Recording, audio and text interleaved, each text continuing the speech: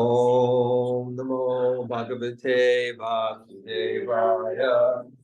Om Namo Bhagavate. Om Namo Bhagavate Vasudevaya. Om Jnana Timarandasya Gananjana Shalakaya Taksurimulatam Yena Tasmai Sri Gurave Namaha Sri Chaitanya Manobhisam Stapitam Yena Bhutale Swayam Rupa Kadamayam Tatati Prapadantikam Vanchakalpa Tarubhyascha Kripa Sindhu Bhayevacha Patitanam Pavanebhyo Vaishnavebhyo Namo Namah Sri Krishna Chaitanya Prabhu Nityananda Sri Advaita Gadadhara Srivasade Gaur Bhaktivinoda Hare Krishna Krishna Krishna Hare Hare Hare Rama, Hare Rama. So I had some thoughts this morning when I was trying to prepare it. The Jai Jagannath is a tough act to follow, but especially today, because the subject matter he's giving relates to you so well. The chaos in your life, the troubles, the struggles, right? And then here I come, and I'm talking about the separation of the gopis and Braj, But when I really thought about it, I thought the first thing I should do is really give the relevance of this to that chaos. The people that are watching, Jai Jagannath gave an amazing class yesterday on what did he call it? The down part. What did crisis. What? Crisis. Yeah, crisis, not chaos. He gave a class on the crisis at the different levels of devotion. It was so relevant because everybody was feeling these different crises and they were shaking their heads. Yeah, I'm there and I'm there and I'm there. So, and he just mentioned the crises on the stages of Shraddha. The crisis is thou Shraddha at Sadhu Sanga. The crisis at Anartana Vritti. And the crisis is at Bhajana Kriya. And it was very, very detailed and systematic.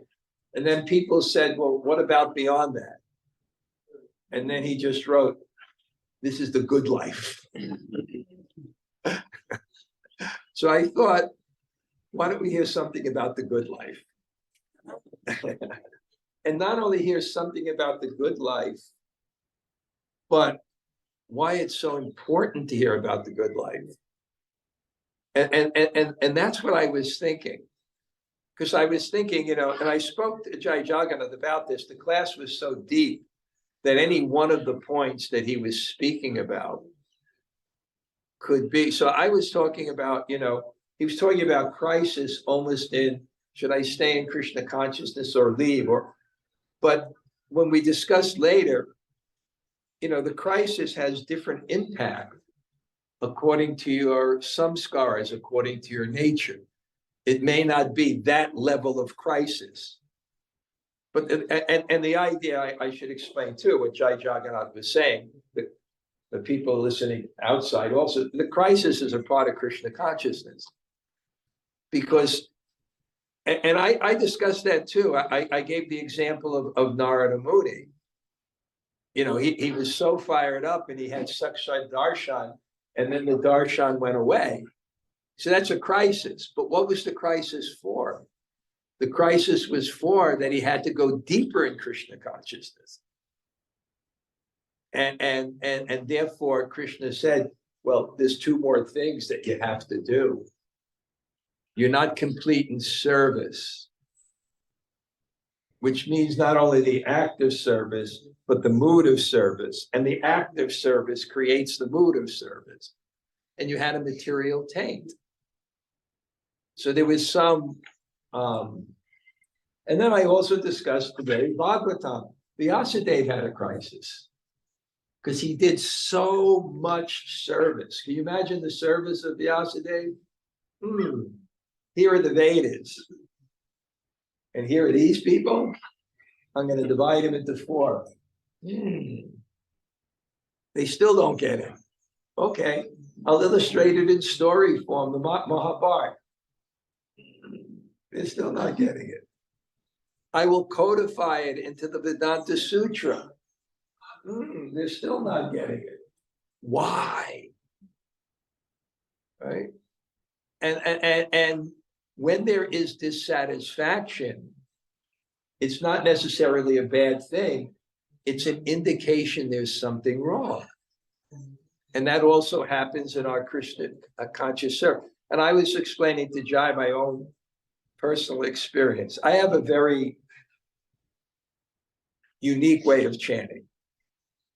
I start I start my chanting in the morning. I chant more. First 16 rounds, I chant on a zero gravity chair. And because you're supposed to be sukha and sthira, steady and happy. And I don't fall asleep, I'm awake. And then after that, then, I sit up for, but that's how I start. And it was working for me. There's no hard and fast rules. It takes away the body and my mind is very clear. But then I saw when I was sitting up here with all of you in the japa meditation, especially this morning, you guys were, that's my New York. That's not from Hare Krishna. That's from Brooklyn. You guys were stellar. Stella. Okay, I'll do it. And then the chanting, just sitting up straight and making the body still. So I saw what happened is Krishna doesn't let you, he wants you always go further. So if you're at a certain platform that works at a particular time, he may kind of reduce it because the effort has to be more. There's something more you can do. So I was saying that's relevant, but what I thought too, that what was the answer to Vyasadeva's dissatisfaction? What did he do wrong after doing all this incredible service? And all this service, Krishna didn't reward him with ecstasy. He rewarded him with dissatisfaction. But why? Because he wanted him to go deeper. Go deeper. That's the whole purpose of suffering. Prabhupada gave he said, what's the difference between human life and animal life? The human being can ask why I'm suffering. And then he explained why that's such a benediction, because when you ask why I'm suffering, then what do? You ask what did I do wrong? And then if you ask what did I do wrong, you should ask what should I be doing? And then if you ask the question, what should I be doing? You have to ask the question, who I am. So suffering is God's way to bring us to ourselves. So what did I do wrong? That's what the suffering, the dissatisfaction, and the crisis is all for. It's to ask these fundamental questions. And it's so interesting that you may be doing right and you may be doing wrong, because Krishna thinks you can go to another level, and you won't go there unless I give you some challenge at this level. Very deep, right? But we can go on and on. But what was the answer? You haven't sufficiently glorified Krishna. So this is what I think as another aspect to his beautiful presentation, is that the element that when people have Sanga and hear Krishna-katha and come to retreats like this, and their faith is nourished, then the crisis that you have doesn't lead to victimhood. The crisis doesn't lead to you separating yourself from Krishna consciousness. The crisis leads to going into your heart and finding out what God wants from you to go further. So I think that's what this class is about. Hearing Krishna-katha, it's connected to this, it's part of this. Because it gives you that, and I look at my own spiritual journey, there were so many challenges, so many difficulties, all the crazy things that Jai was kind of alluding to that happened to people and disturbed them, which is just kind of, I remember Bhorijan Prabhu one time was trying to explain some of the problems in ISKCON to someone with meaning. Because I think what Jai also said is when you have a higher understanding, the reality has a deeper meaning, and you can accommodate it when you have the platform of understanding and meaning. So Bhorijan said a very interesting thing, because he's wise, right? He said, well, the Catholic Church, no institution had as many sinners. No institution had as many saints. No institution had as many debauchees. No institution had as many celibates. There was one other thing. No institution killed as many people. No institution saved as many people. Basically, it's life. Things get big. There's going to be more things done and more problems. But the answer is, so I was thinking, so I've been through that too. I've been through a movement that is growing. At the beginning, we described it. What was the movement? One person described the problems of ISKCON at the beginning. Prabhupada was the only adult.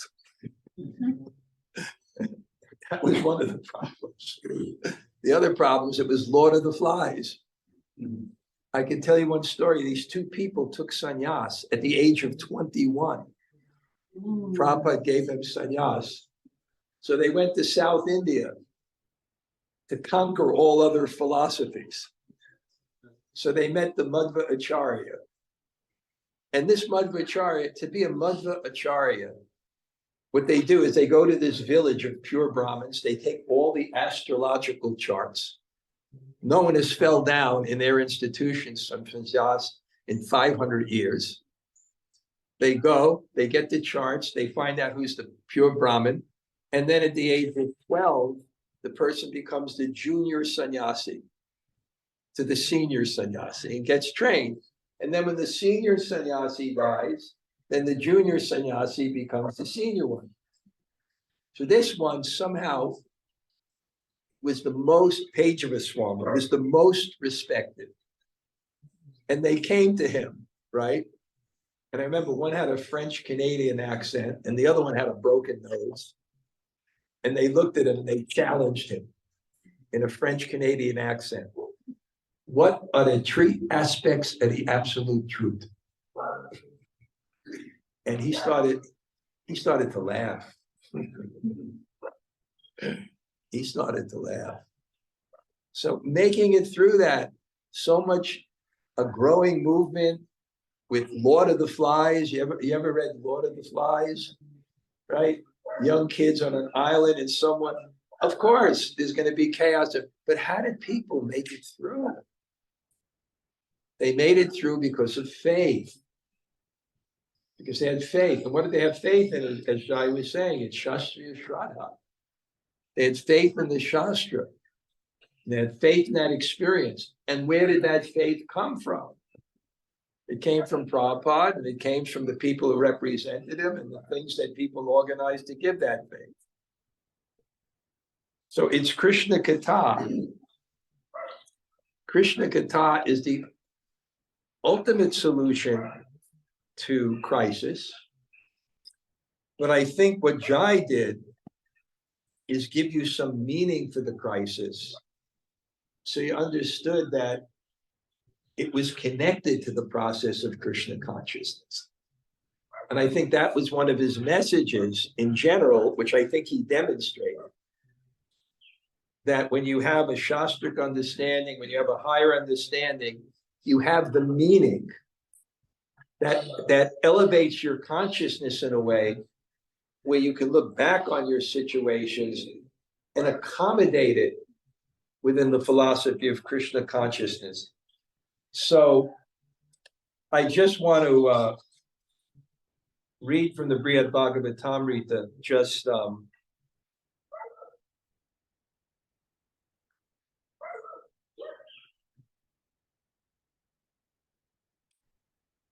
it says, I'll explain this later, but it says, just one person, almost as dear to me as the devotees of Vraj, will be able to explain these topics. Sukadev, the son of Vyas, by the power of his great love in the mood of the Brijvasis, he will speak something on these matters to his excellent disciple, who resembles him in spiritual qualities and whom I once brought back to life. Commentary. If no one ever hears Krishna's Vrindavan pastimes described, how will Krishna fulfill the main purpose of his descent, to spread throughout the world the transcendental taste of Prema Ras, if these are not given? So this is also part of our process. And it's also how detachment works. The real way that detachment works, the ultimate way that detachment works, is yes, there's Gyan, there's philosophical understanding, but there's Vishya Vinivartante, Niraharasya Dayana, Raso Rajam, Raso Pyasya, Param Drishva, Nivartade. Param Drishva, by a higher taste of Krishna consciousness. So this is what's given. And let me just read one more at the end. And believe it or not, I'm going to cover the whole Brihad Bhagavatamrita today. You'll see. You'll see. This is the benediction that Narada Muni gets at the end of his whole journey. There's a point where we'll discuss where he goes to Uddhava, and somehow or other a discussion ensues, which invokes in Krishna the separation from the residents of Vrindavan. And Krishna goes in a catatonic state that they have to revive. And Narada Muni feels horrible that he did this. And then Krishna actually later tells him how wonderful it was that he brought this up, and he describes the mood of separation and everything. And then he asks for some benediction. So this is the second benediction, part of it. Whether by speaking, thinking, hearing, or physical contact, if any person in this world comes in touch even once with these pastimes of yours and is convinced of their importance, may he be endowed eternally with the power to worship your feet in pure love, feet resplendent with the saffron dust from the pitcher-like breasts of the blessed gopis. I'll just read it again. How important it is to hear Krishna-katha. It was so nice yesterday, Krishna Janmashtami. Nandake Ananda Mayo Janti. It's just so nice, worshiping Krishna. And these experiences, that was the whole purpose of the retreat, I said, was to give faith, taste by experience. And when you have that objective, then you're able to undergo the goals. What is one of the favorable aspects of bhakti mentioned in the Upadeshamrita? Utsaha nisya dharya. What is it? Patience. Why patience? Because if you hear Krishna-katha and you hear the philosophy of Krishna consciousness, you understand a little bit about the gift you're getting. And then when you undergo the difficult troubles and crises, etc., in the mood that Jai has actually elucidated, kind of connecting them to the process of Krishna consciousness, right? He said, Genesis, you grow. Then what's the next thing, Jai? After Genesis? Sustenance. What? Then sustenance, then dissolution. And he says everything in the world goes through this. And he says that when people come to the platform of dissolution, if they understand deeply the philosophy of Krishna consciousness, that dissolution is just part of how Krishna deals with the devotee for regeneration, to bring them to a higher platform. So when you have that understanding and you hear Krishna-katha, in that context, whether by speaking, thinking, hearing, or physical contact, if any person in this world comes in touch even once with these pastimes of yours and is convinced of their importance, may he be endowed eternally with the power to worship your feet in pure love.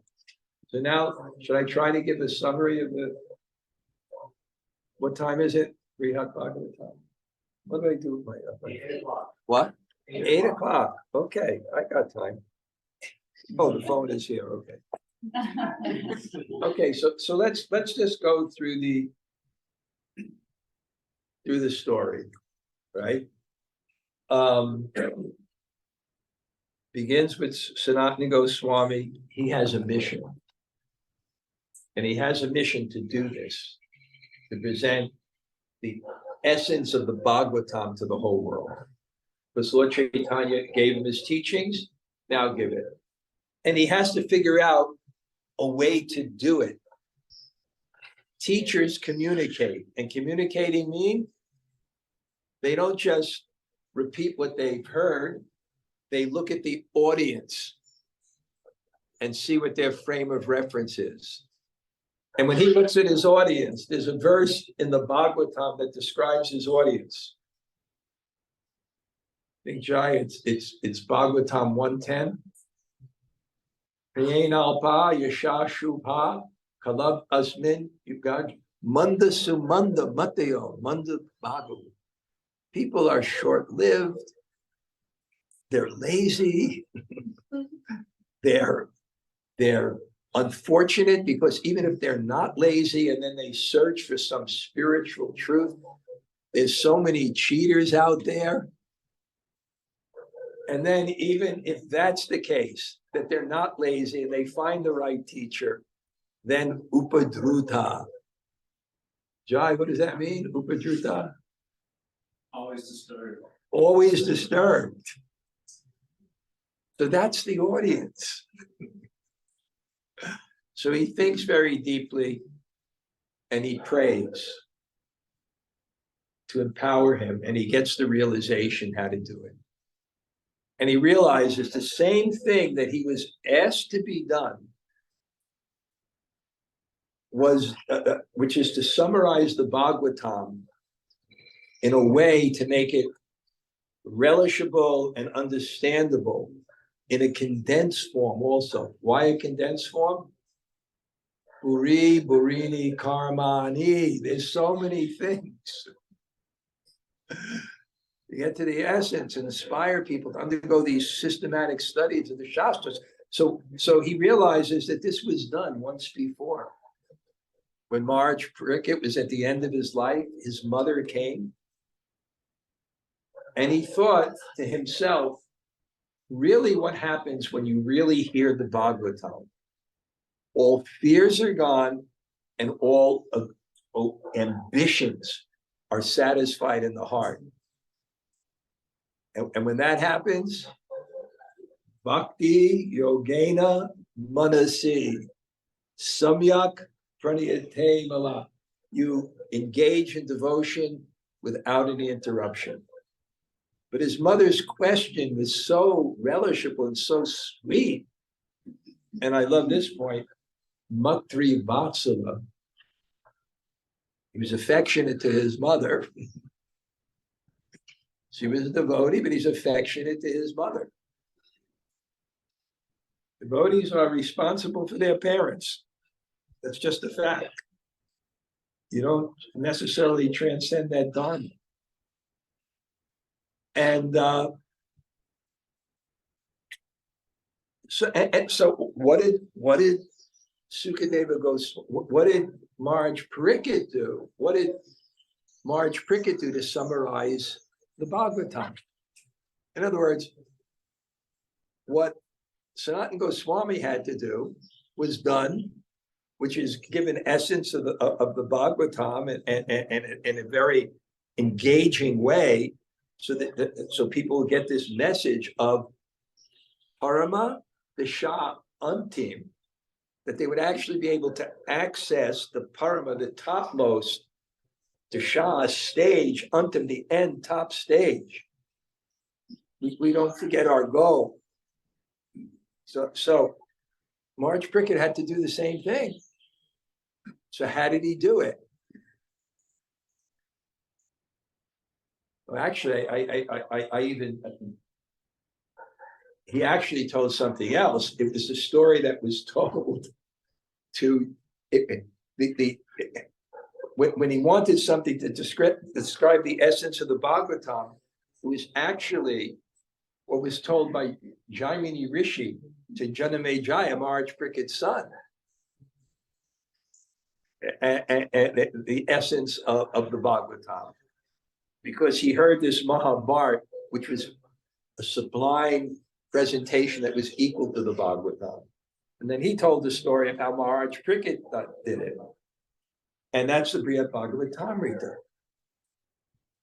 And then, of course, like the Bhagavatam, it gives, the story begins that Narada Muni is at the Kumbh Mela. He just bathed in the Triveni. Sometimes a holy bath, it can be such a powerful experience if you're in the right consciousness. I was trying to bring one of my friends to Krishna consciousness for 50 years, literally. And he came to Vrindavan, and he was kind of now trying to get into it. And we just went to Radhakund in a very respectful way. I don't let people just charge into the water, but somehow we're in the right mood. And he went in, and when he got out, he started to cry and he hugged me. It was such an experience. So Narada Muni and all the sages bathing in the Triveni in the month of Magh, and they're in such a ecstatic sense. I'll tell you one story of a bath that I took. I was a brahmachari, and I was with a sannyasi, and this sannyasi, he was the one that asked the Pejava Swami, what are the three aspects of the absolute truth? And he was so heavy. And then he was with this other sannyasi, and these guys were like, I can't even imagine if you ever read anything by Nrsimha Maharaj? That's the name. Jagat Guru Swami. These people were like, wow. They were like, later Brahma's going to be concerned when you have a position, it's so dangerous to become proud. And they were these young, heavy, I was just a brahmachari, and we went to Radhakund at midnight. And at that time, there weren't that many people and I took a bath with these people. And as they got out of the water, it was like their false egos were in puddles. It was like being with different people. So what to speak of someone like the sages, and they're in such a pure-hearted sense.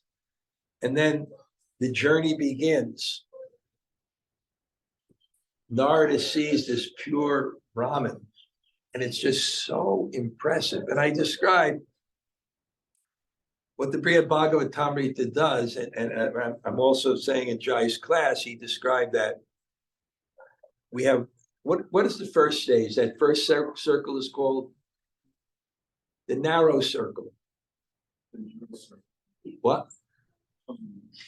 Just what's immediate, what's apparent. No, what's immediate, what's apparent, but unawareness.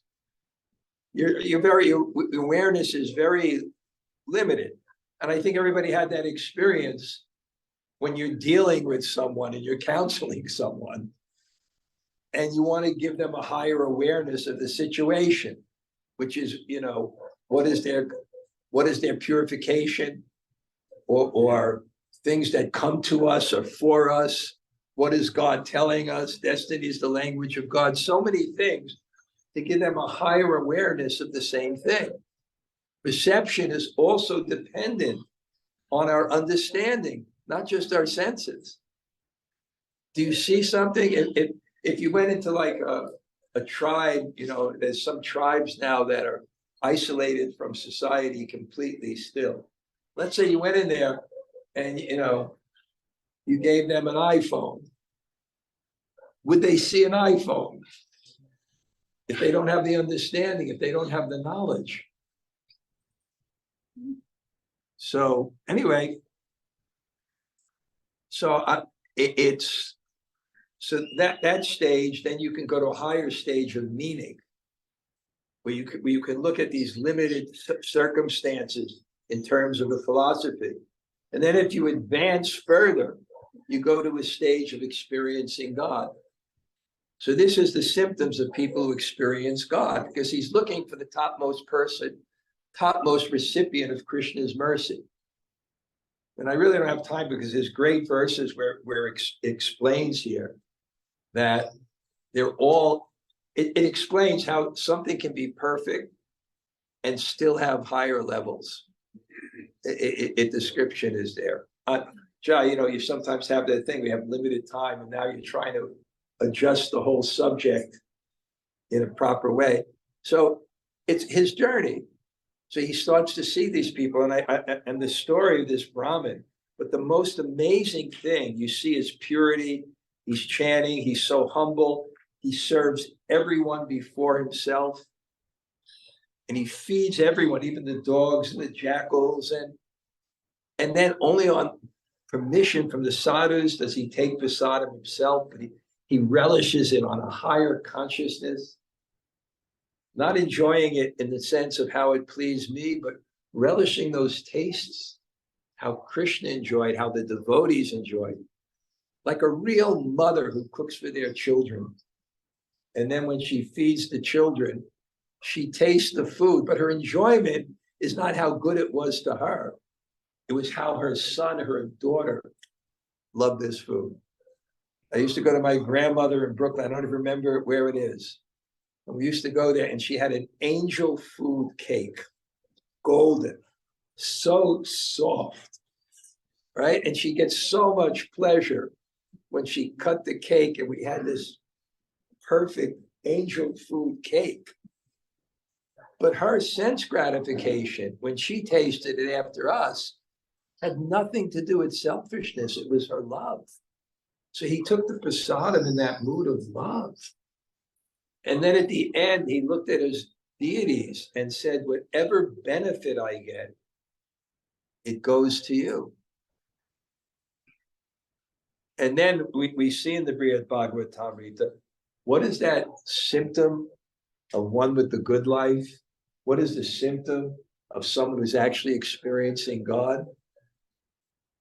They don't want to be the center. They're not particularly eager to be glorified, because glorification says you're the center, you're the center, you're the center. They don't want to go there. The whole purpose of the Bhagavatam is to move you from the center. And how does it move you from the center? When you hear the glories of Krishna, you develop attachment to Krishna. And when you love someone, you put them in the center. The whole Bhagavatam is like giving you this taste. it's showing you people who put God in the center, who are happy actually to be in the mood of his servant, that Bob. So therefore, when you're in that consciousness, really in that consciousness, you have the good, I'm using the term Jai mentioned, the good life, beyond Nishta. When you get to Ruchi, when you get to Sakti, the good life, when you have that, and when you're approaching that, then me bhakta nehihum. I'm not a devotee. You're not, it's not your objective. Your objective is love. And love doesn't mean to occupy the center. Love means to put someone else in the center. And you see that reflected, again, these stages like this, they're kind of fluid in a little sense. It's not just at that stage you can have that, but people can start getting that taste for service. I see that sometimes when I used to organize these, I used to be in charge of the kitchens in Vrindavan. I wasn't a cook, but I had some ability to organize this. And we organized the most incredible feast you've ever heard. Gourmet preparations for like 1,500 people. Incredible. And I love making teams, so I recruit like famous cooks. Really, I knew who the famous cooks were, and we recruit them for these festivals. And we work so hard. And then it's time to serve. And people actually have that taste. I want to serve. So that's the symptom. They want to serve. And then look at the king. The king was Sarvabhauma. Sarvabhauma means not just the king. It's not the emperor. Sarvabhauma. Bhauma means the earth, all of the earth. He had so much power. But he didn't claim possessiveness for anything in his kingdom, to the extent that he actually legally put all the assets in the kingdom in the deities and the Brahmins who represented the deities. And even though he was the king, he so much relished seva that even if it was the simple thing, there's a principle in Bhakti Rasamrita Sindhu that I mentioned, that when you worship the deity and you're a rich person and you pay someone to worship the deity, or you're a guru with so many disciples, you have them worship your deity, you don't get the benefit. So even though the king organized it, he was doing so much humble service. And through all the people that Narada sees, you see they're all attached to chanting. And he's chanting and dancing and composing songs and all these beautiful bhajans. Shama Gori, Nitya Kishori, Pritamajori, Sri Radhe, Rasika Rasilo, Chaila Chabilo, Gunagara Bilo, Sri Krishna, Jaya Radhe Jaya. One time I went to see this famous saint, Ramesh Baba. Radhanath Swami used to live with him. And I told you, he was such a saint, so advanced. One of my friends went up there during Karti to just chant up there. And my friend was a very great sadhaka. So he got to meet Ramesh Baba, and I never forget this, because Ramesh Baba, he doesn't want to know about the world. Even someone gives him a donation, he doesn't ask his name. He just only wants to hear about the pastimes of Radha, and he's advanced. So when you go, so my friend went in there, and some of you heard this before. He asked him, "What is the last thing you heard in the news?" He said, "Marilyn Monroe died." And any time I would go to see him, and I was late, twice. One time I went in, he was eating soup on his bed. He had this room like high in the air on the mountains. So first thing when we came in, he looked at us and said, "Is there any service?" Not that I'm eating now. Any service? I said, Kirtan Save, and this band came in. They brought him his Casio, and he started to sing, is there any service? And disciple takes mood of guru. I was there when Srila Dhanurdhara Swami came back to Vrindavan for the first time after being away for 10 years. And he wound up in Mathura by train. He walked along the bank of the Jamuna. And I'm the first person he saw when he came into the temple. And I saw him, because sometimes I go to New Vrindavan. And he just looked at me and said, "Is there any service? Is there any service for me?" Badram te. That's the most auspicious thing. When the Brahmins, when the cowherd boys go to beg for the Brahmins on behalf of Krishna, they're begging for food, but it's for Krishna. And the Bhagavatam says, Badram te. They say, this is so auspicious. This is so auspicious. The king. And then they're also humble because it's just a fact when you're clean-hearted, anything that's clean, you see the dirt more. So people that are pure, they tend to be more humble. And people who are so proud, they don't see any of their faults. The people who have the most faults don't see any. And the people who have the least faults see the most. And it's not only that, but when they're like this, when they're feeling mercy, mercy means undeserved. When you get mercy, the feeling of mercy it's undeserved. I'm getting more than I deserve. So you tend to look at what you're lacking. So the whole devotional process makes someone so humble. Makes someone so humble. So each one of them says no and points to someone else.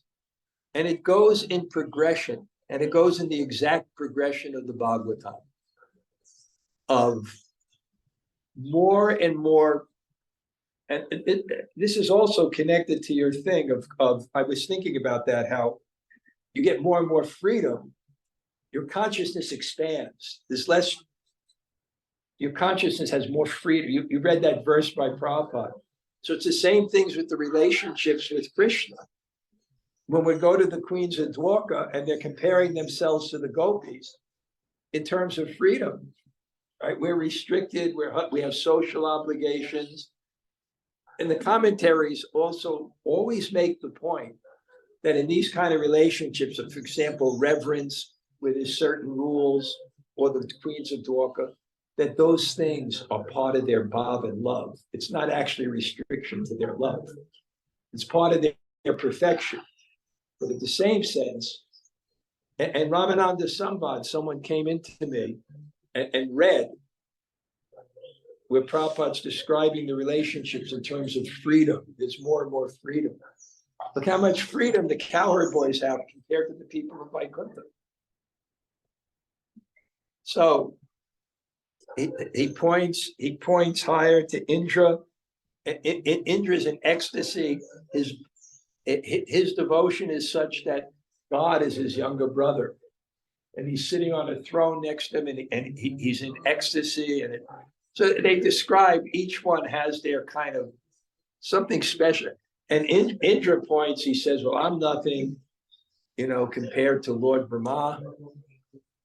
And Lord Brahma is the example of someone who has so much service. Someone who really has a lot of service in the right mood. It's so impressive. They have so much service. Like Prabhupada had this disciple, Jayananda, who he put on the Vaishnav calendar. And I met him right at the beginning of Krishna consciousness. I was so impressed with him. Because it's a long story, but I was sleeping in a parking lot in the car. And it happened to be the same parking lot behind the temple.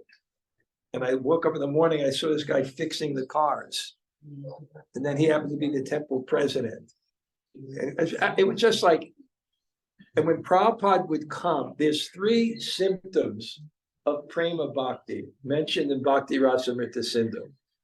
Of all love, you want to be with the person. You want to have, not only want to be with the person, you want a relationship to be there. And not only want a relationship, you want service. But of all 3 aspects, the highest is service. So when Prabhupada would come, Jayananda, he would ask, where's Jayananda? And he'd be doing service. So Brahma, he's the dispenser of karma. You think you have some hard service? He's the dispenser of karma. He has to organize the universe so that people interact and world moves around. So that one person's karma is to receive something, another person's karma is to give. He's the dispenser of karma. But he's glorified, and the worship that takes place, the many-headed Vishnu is there, and the service that goes on. But then they ask Brahma, and then Brahma says, oh my God, I have such a big position, I make so many mistakes, and there's so many conceits, I'm the Adi Devata and all these things. And then he points to Lord Shiva, and Lord Shiva has these different aspects. And he says, look at Lord Shiva, I got all this power and things. He's nothing. He has all this devotion, but he keeps no paraphernalia for himself. And he's so devotional that when his disciple Kavera served him, he moved to Kavera's planet and served his disciple. Even though Krishna sometimes worships him. And then for some reason, Lord Shiva pointed to Hanuman, who's in separation from Lord Ram, and he's just worshiping this deity of Lord Ramachandra, and he's always crying. And then people talk about him, you can get liberation. He goes, liberation? If liberation means that I can't serve my Lord, who wants liberation? And then he's glorified by Narada Muni. No, actually, Prahlad came before that. Because Lord Brahma said, I made this huge mistake. I gave Hiranyakashipu so much power. And then when the Shringadev appeared to kill him, I was there. And Krishna completely ignored me. Right? I was trying to get forgiveness. He completely ignored me. But the Shringadev was looking right at, the Shringadev was looking right at Prahlad.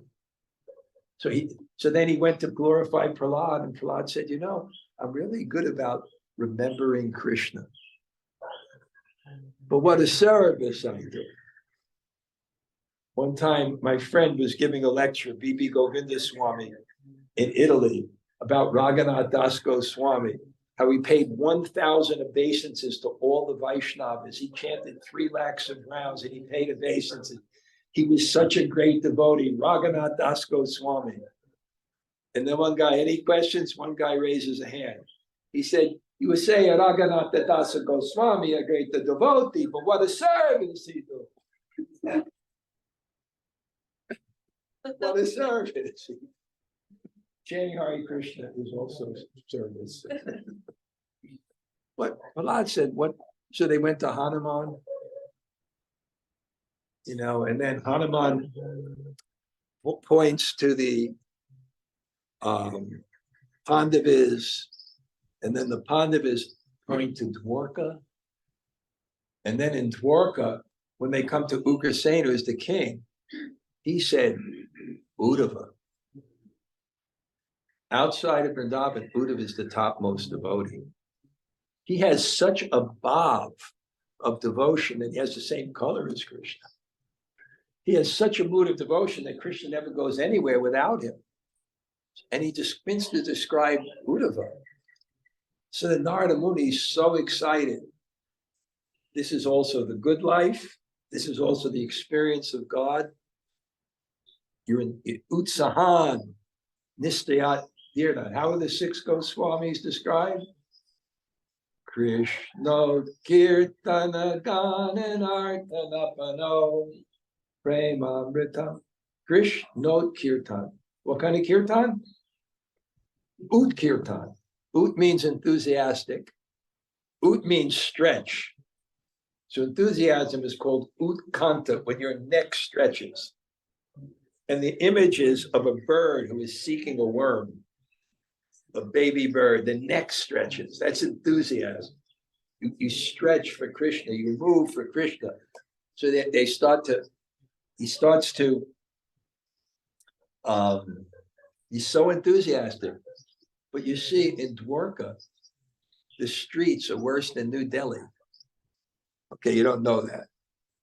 But New Delhi, it's impossible. You go K block to Z block, and Z block to C block, and C block to C1, and then you go to Greater Kailash, and you found that you went to Greater Kailash 3 when it was Greater Kailash 1. I've been going to one place for 30 years. I still can't find it. But Dwarka is worse. There's all these different things. But what happens is, and this is Lord Chaitanya, somehow or other, when you're completely surrendered to Krishna, somehow or other, the super soul moves you. They said he kind of been there before, but then the commentators say also this. And he goes, and he said, he's Narada Muni's out of his mind by this time. He's like Bhakti Avatar. You know Bhakti Avatar? There's one devotee, I don't know how he raised such a nice kid. His son was Ayendra's main Mridanga player. And he's a very beautiful boy. But the father, 24 hours a day, he'd just be dancing and twirling. Non-stop. He had something, non-stop. So Narada was just crying. And then when he came to Dwarka, and he came to the palace. Outside, what time is it now? 8:30. What? 8:30. What? 8:30. It's 8:30? Please, can I have 10 more minutes? Of course. Okay, 10 more minutes, I'll finish this. Wow. He goes to the palace. I'm going to make a long story short. You'll have to take my class, right? Go there. He goes to the palace, and Uddhava is there, and Balaram is there, and Rukmini is there, and Mohini is there, and they're all sitting outside of Krishna's room, who has the cover over his eyes and hasn't got out of bed, and it's midday, and they're all worried about Krishna, and then he comes, and they sit. They're all disturbed about this, but they see Narada, and they sit him down. They say, "What's wrong?" He said, "I am looking for Uddhava. And even if I can't find Uddhava, if I can just get the dust of his lotus feet," and he's talking to Uddhava. He's so, and then he begins to glorify Uddhava. In this glorification of Uddhava, Krishna says, "No one's more dear to me." To make a long story short now, what happens is Krishna wakes up, and there's this discussion that's going outside, where Uddhava is saying, "You know how to Narada, you think I'm something. I went to Vrindavan, and when I saw the love of the gopis, my concept of being a devotee, a great devotee, was crushed to dust. I'm nothing." And then Rohini said, "You're looking for the topmost recipients of Krishna's mercy? You're talking about the residents of Vrindavan? Those people are suffering more than anybody I've ever seen in my life." And then there's this whole argument, are they suffering? And then Krishna wakes up. There's descriptions of how advanced the residents of Vrindavan are. They're so advanced that when the cowherd boys go out to the forest and Krishna's frolicking in the distance. Every time his form goes beyond a tree, they go, oh, and then they see Krishna that goes behind a tree. Oh. They feel separation here. It's like, oh. Oh. They just can feel separation. And then Krishna wakes up and he begins to discuss with Balaram and this whole thing about, and Krishna faints. And they don't know what to do. And all the residents of Dwarka begin to cry. And it becomes, Lord Brahma becomes aware. And when Lord Brahma becomes aware, he comes there and he's so smart. And he says, okay, what should we do about this? This is such an existential crisis. Because if God dies, nothing exists. And Balaram faints too. So they put Balaram and they put Krishna on the back of Garuda and they take him to New Vrindavan, not West Virginia, but it's outside of Dwarka, where Vishvakarma, the head of the demigods, makes exact replicas of the whole Vrindavan. So they take Krishna there. And then Balaram somehow wakes up and they said, okay, they put a peacock feather in him, they put a flute, they dress him up, and they start to wake him up. They start to sing songs. They can't wake him up. And finally he gets up and he's so embarrassed. He said, oh my God, I had this dream. And then he begins to relate his whole time in Dwarka. He thinks it's a dream. I had this long dream and I'm late for the cows.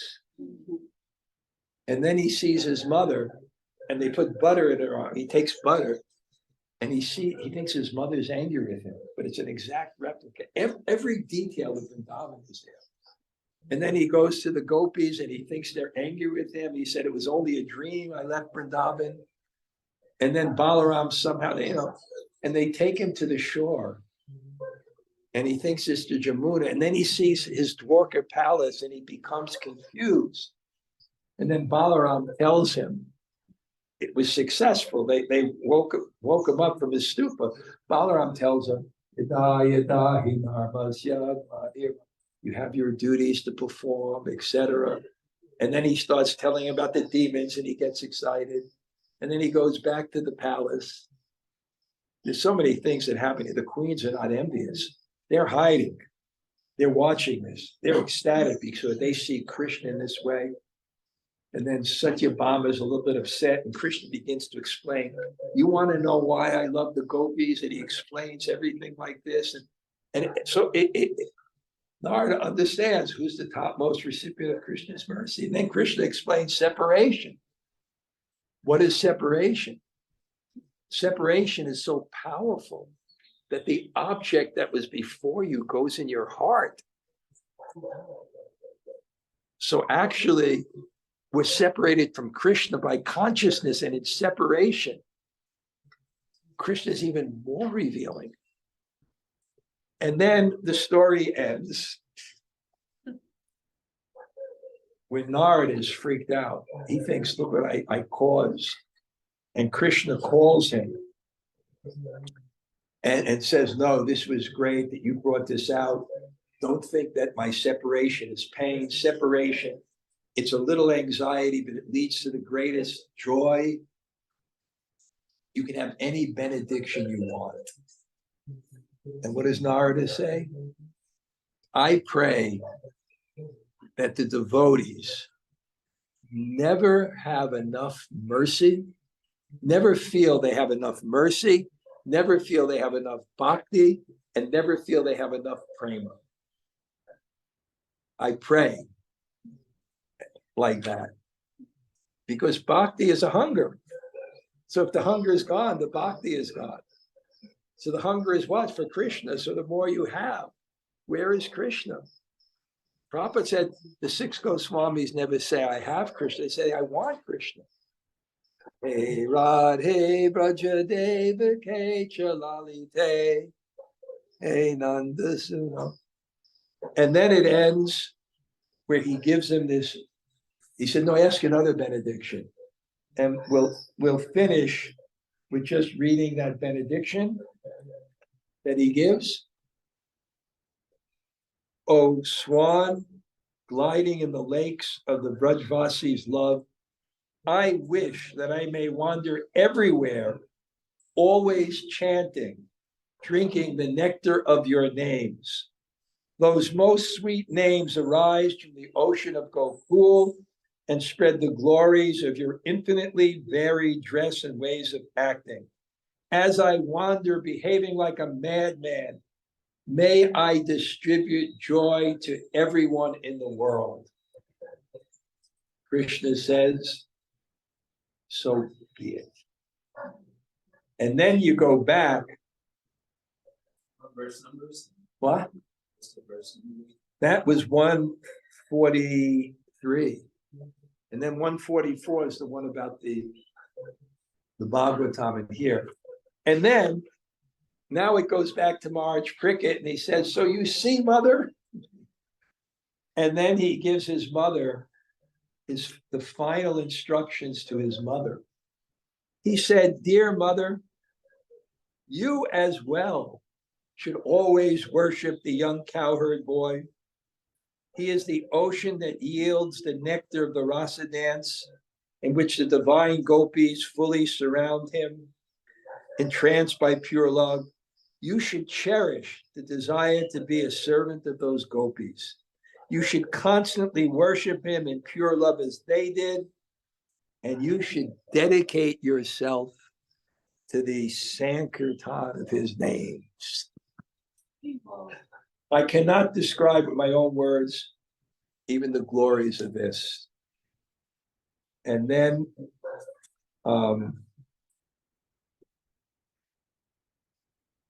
with the help of this most excellent narration about the Supreme Lord, which shows who has received the essence of the Lord's mercy, one can understand him for certain. Anyone who, for any reason, takes shelter with faith of this narration will quickly attain love of Lord Krishna. So you see the genius of Narada Muni, of Sanatana Goswami. And I'll just tell you something. When Gopi Pranadhana had to write this book, and he was looking for a place for him and family to stay, one of my godbrothers who became a Babaji and a Mahant in Radhakund gave him a place to stay. And the place was exactly the place where Sanatana Goswami wrote the Brihad Bhagavatam by Chakleshwar Mahadev. Okay. What time is it now? My Vaidhi Bhakti's coming in. What? So we'll finish now. Okay. Srila Prabhupada ki.